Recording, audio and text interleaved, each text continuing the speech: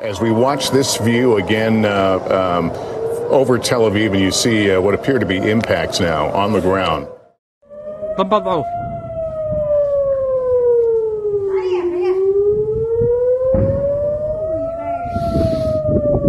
Well, the role of the United States is to unconditionally support whatever the Israeli government wants to do, and more specifically, Prime Minister Netanyahu. So I think that's our role, like it or not. That's where we stand. I think it's important to pause for a second and understand just really where we are now. You talked about escalation. Well, that's very definitely the case. The Israelis have now dramatically escalated their attacks on southern Lebanon. It looks as though these bombing runs are a preparation for a ground assault. And that's extremely important, because I think the real strategic inflection point will come with the Israeli invasion of southern Lebanon. Now, will that be a full-scale invasion or a series of short raids on the ground over the border? I have no idea. But I think the ground force is being ready to go in. Now, keep in mind that the reserve ground forces, in other words, those people that are only mobilized in the event of an emergency or war, the reservists are controlling Gaza, the reservists are controlling the West Bank, so that the so-called regulars, the core of the Israeli force, are up north. These are the best brigades, the best organizations. And I think they're performing reconnaissance on the ground, battalion commanders, brigade commanders, looking at the approaches, where they'll go in and what they'll do. This is very important because, quite frankly, despite the enormous efforts undertaken from the air and with missiles against southern Lebanon, they really haven't succeeded in doing a great deal of damage to Hezbollah. Hezbollah is actually prepared for these assaults. And I think once the Israelis go in on the ground, that will probably be the trigger for Iran to take a greater hand. Thus far, Iran has stayed out of it, kept out of it. Iranians know that the Hezbollah fighters are extremely well armed and prepared. But once the Israelis commit on the ground, I think that will be judged as a turning point. Now, what does that mean? Will Iran jump in with both feet 100%? I don't know.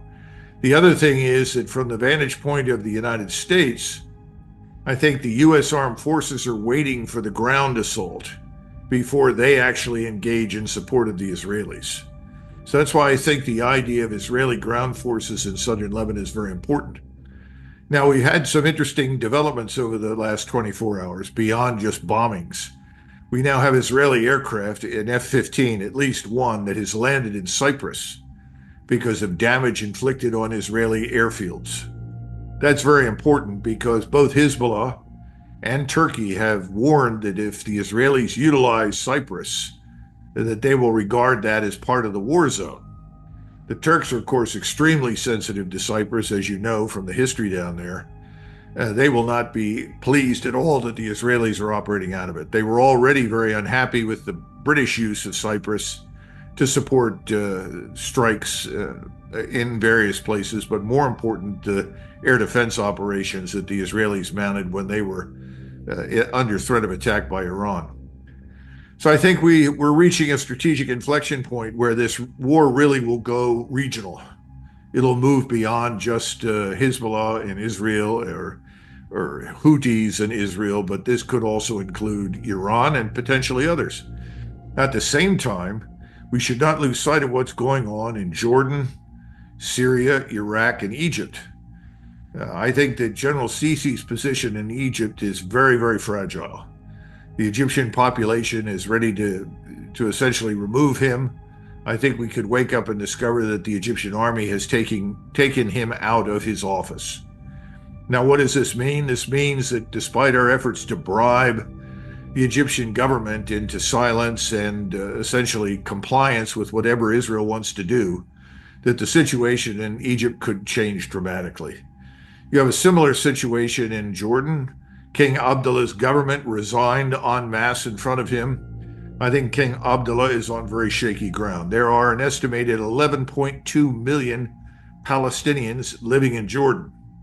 They know what has been going on in Gaza. They know what has been happening in the West Bank. If he is removed, and I think there's a real possibility that that could happen, I think the floodgates will open and the Palestinians in Jordan will join their brethren on the West Bank. How will this unfold? I don't know, but I think it's very possible. Remember that we also have somewhere between 5 and 9,000 American soldiers in Iraq, Syria, and Jordan. I personally, and I think many of us in the military, are very concerned about those soldiers. They are not in a good position from the standpoint of rescuing them in the event that they come under very direct, sustained attack. We have sustained some losses. We don't know how many are killed or wounded, but there were attacks on our forces in northeast Syria, where we continue to control this very small oil installation in Syria. The Syrians are not really the ones involved in this, although I'm sure the Syrians would be happy to see us go. But you're talking about supportive Shiite militias in Iraq and Syria that would like to drive us out. But the danger is that if you have a large number of people wounded, how do you get them out? How do you evacuate them? How do you prevent them from being, pulverized into the dust by rocket attacks? I mean, they have phalanx guns that are automated on their perimeters, so they can do some damage, but those are not that difficult to take out of action if you're determined to do so.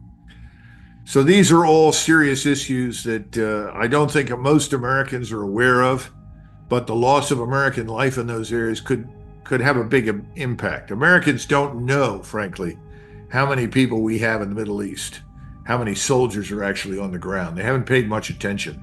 In fact, I would argue that that's one of the big problems in U.S. foreign and defense policy, that Americans really don't pay much attention to what happens beyond their borders. So now we're waiting for the next shoe to drop, and that means if the Israelis go in on the ground, we can expect a much larger and more profoundly destructive war than what we've seen to this point.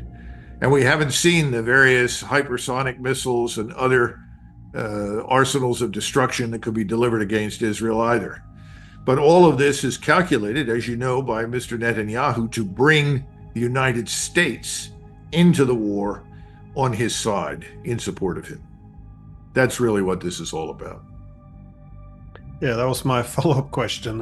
What do you think could trigger the United States to enter the war? Because it appears the U.S. is happy to supply the weapons. I've seen some reports that the U.S. might have been assisting with drones and other intelligence for striking Lebanon, but it looks as if the United States would like to stay more indirectly involved.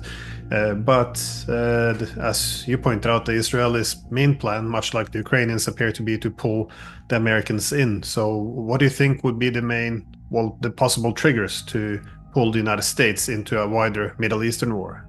Well, I think the big trigger is really invading southern Lebanon on the ground. That is likely to attract Iranian attention, which means the Iranians could then conceivably intervene on the side of Hezbollah. That in turn would trigger our introduction into the fight. We would probably jump at the opportunity to unleash everything we've got in those carrier battle groups, as well as bombers from the continental United States, as well as those that are down in Diego Garcia and places in Europe, and hurl them at Iran. Again, this is a very dangerous situation because then you bring in Russia.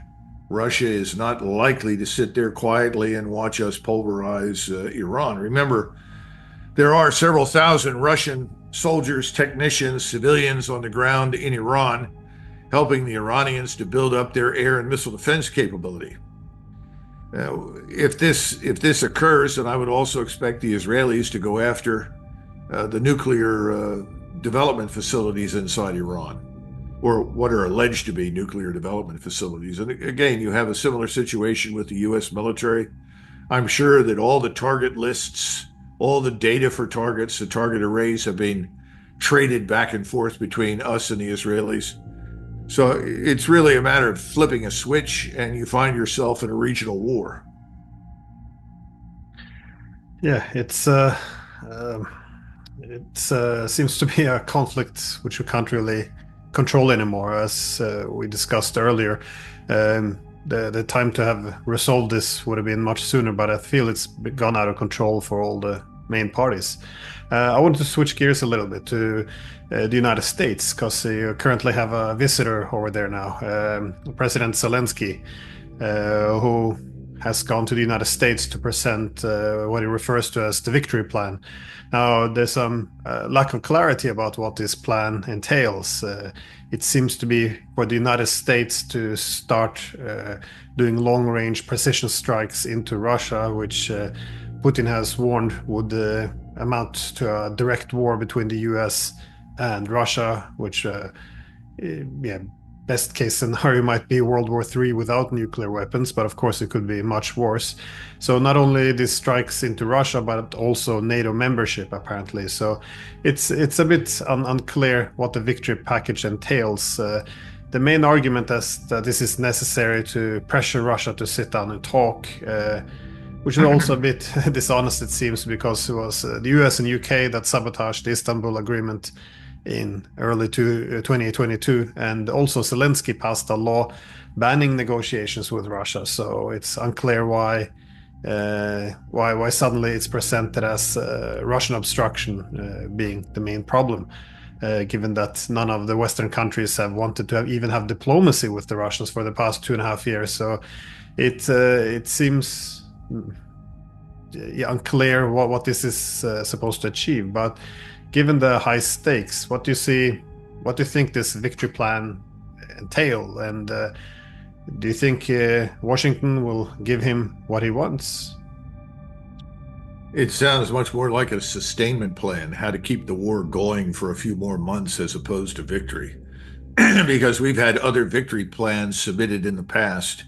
If you go back a year or so, you had this plan for victory. If you can replace all of our losses, and we'll have another major offensive, but we need to build a new army. You recall this back in 22, 23, 24. We've been down this road before. I don't think this is a victory plan. I think it's just a sustainment plan. How do we keep things going? I think that the people in the White House are not enthusiastic about sanctioning long-range precision strikes against targets in Russia. I think they understand the consequences. And I think they're actually looking for a way to quietly retreat from that position.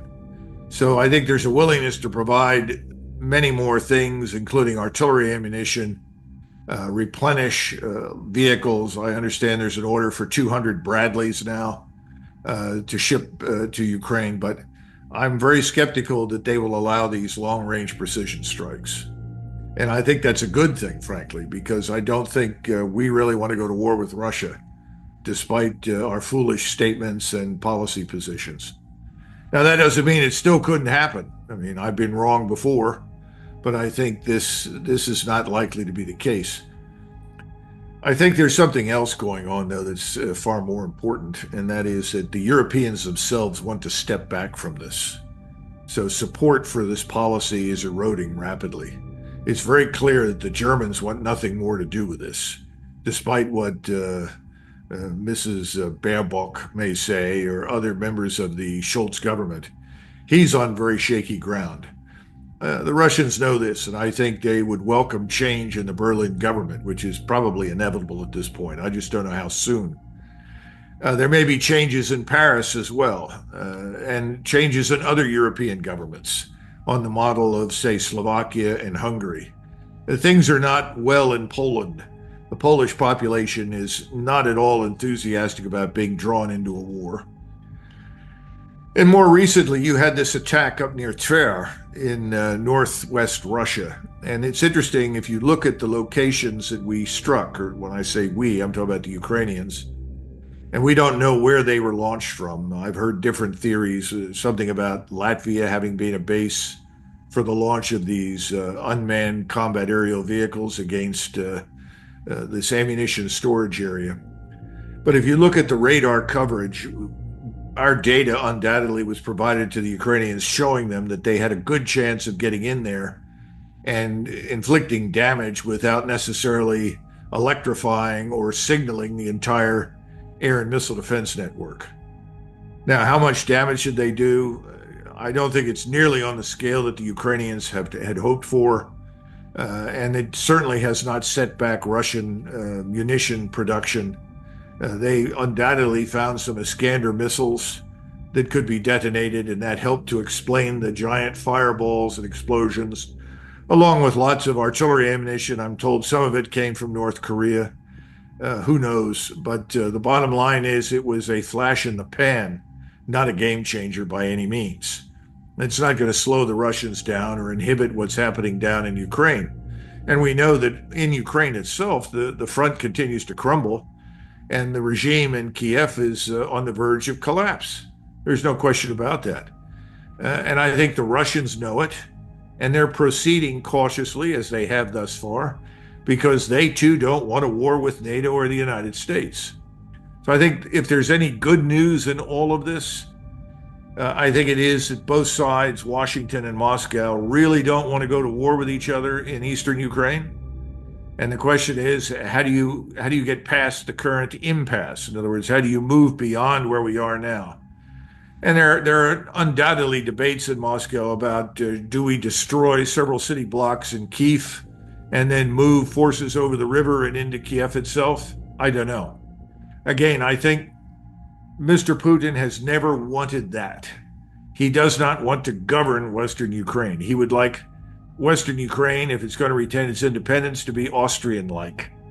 And I think there are people ready to accept that in Europe. The sticking point, of course, is London and Washington. There's no willingness at this point to compromise. However, I suspect that Moscow anticipates that might change after the election, regardless of whomever is elected.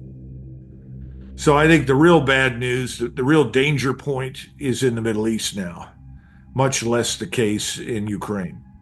And I think there's a healthy respect for the hypersonic missile arsenal that the Russians have and the enormous damage they can inflict. You know, you're talking about missiles flying somewhere between 4,500 miles an hour to 6,000 or 7,000 miles per hour, carrying enormous warheads, 1,500, 1,700, 2,000 pounds. And of course, when you move at that speed, the impact of the warhead is that much greater than it otherwise would be. So you're seeing detonations that look to the human eye as being essentially nuclear, but they're not. No nuclear weapons have been used, and I don't think any will be used in Europe. On the other hand, the Israelis have nuclear weapons. And I don't think we can rule out the potential use of those weapons depending on the circumstances. So that's again, you have two very different situations. And I think the Middle Eastern one is far more dangerous to us right now than what's happening in eastern Ukraine. That does not mean that it could not change quickly if someone does something exceedingly stupid. And one of the things that people do worry about, I think, in Washington as well as Moscow, is the sort of outside possibility that some stupid thing is done by the Ukrainians over and above and in spite of any guidance or wishes we may express. But barring that, I think the war in Ukraine has a good chance of coming to an end by the end of the year, simply because of all the events that I mentioned: changes in Europe, changes in Ukraine, and the advance of Russian forces. The real question is, how do we avoid a larger conflagration at this point in the Middle East? And as you pointed out at the beginning, that looks less and less avoidable. Well, it certainly looks like the front line continues to crumble. It's been doing it for a while, but it appears to intensify.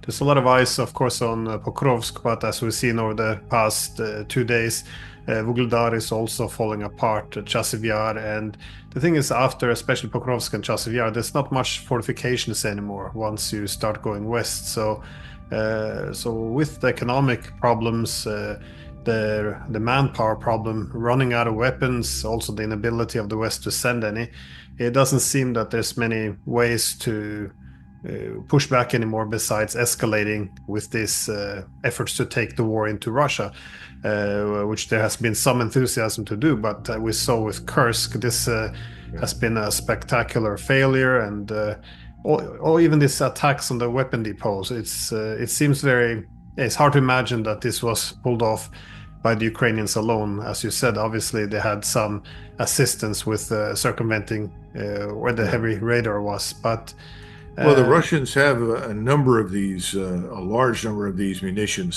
storage areas. I think the Ukrainians, thanks to our intervention, the use of our ISR, space-based intelligence, surveillance, reconnaissance, got lucky in Tver. But I don't think that we should expect much of that in the future. And I know that, for instance, the air and missile defense coverage has already been adjusted to ensure that something like this is not repeated. But I think your point is very valid. The electrical grid is essentially destroyed. The logistical infrastructure to sustain and supply the forces in eastern Ukraine is gone. So it's over for all intents and purposes. And, you know, frankly, this war was lost a long time ago. But we're now up to, what, 600,000 dead Ukrainian soldiers. I don't know how many civilians. But that's an enormous number. That's World War I level of casualties. That compares favorably to 3 years on the Western Front between France, Britain, and Germany, or for that matter, even the Eastern Front against Russia at that time. It's catastrophic. And then again, we still have all the various interested parties that can't wait to move into Ukraine, like BlackRock and others, to gain control of the place. And I don't know how that turns out. I hope that the Europeans wake up and understand that this is Europe, not the United States, and that they have a long-term investment in stability and peace in Europe. And that means in Ukraine and what occurs in the aftermath of this war. They're going to have to take charge. I think they've been in that position for a long time. Washington is simply not capable of launching any new initiative until after the election. Well, it appears that the British are really the last ones who are very extremely more enthusiastic still in Ukraine, because as you mentioned before, the Germans appear to be becoming more and more wary of this whole thing, especially as their economy continues to tank. And even Macron was making a point the other day that at some point we have to address that Russia is a country in Europe, and Europe isn't simply NATO. A lesson, of course, we could have had a few years ago, that simply rolling a military alliance closer and closer to the Russian border, that this wasn't necessarily a good recipe for security. But there seems to be, I want to ask about if you see there's any possibility of the United States possibly retiring Zelensky, because a few months ago you had this spat between Zaluzhny and Zelensky. General Zaluzhny was, sent to London to be ambassador, but now as the Americans and British return to, well, their leaders come to Kiev, they appear to have brought Zaluzhny with them. He becomes more vocal. He's appearing in the media. He's openly criticizing the Kursk adventure, which is now being pinned solely on Zelensky. So do you think there's any chance that they might be looking for someone else to take over the lead in Ukraine, or would this be the people we should ask for that answer are in the CIA and MI6 in London, because they're effectively running the show, and they've been running the thing almost from the beginning.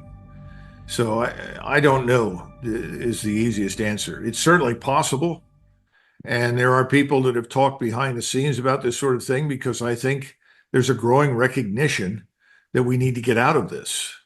And that's true in Washington. It's true in much of Europe. But again, who takes the initiative? Who steps forward? It's as though you're sitting at the dining table, and you've got this sort of pile of garbage in the center of the table, and everybody knows it's garbage, and you can't eat until you get rid of the garbage, but no one wants to stand up and remove the garbage. It's an embarrassing moment. And so I don't have an answer, but I think something has to happen.